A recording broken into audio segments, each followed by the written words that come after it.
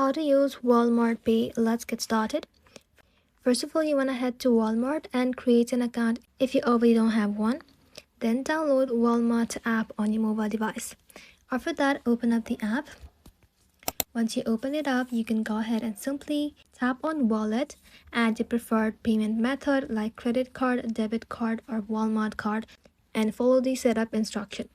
Now head to Walmart self-checkout and scan your items as usual. When you're done, press the green Pay button on the screen and choose the QR code payment option.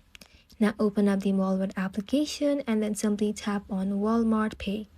Now use your phone's camera to scan the QR code on the checkout machine, and the app will process your payment automatically using your selected payment method.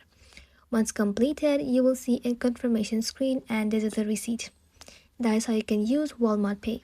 Thank you all for watching. If this video was helpful, consider subscribing to our channel and liking this video.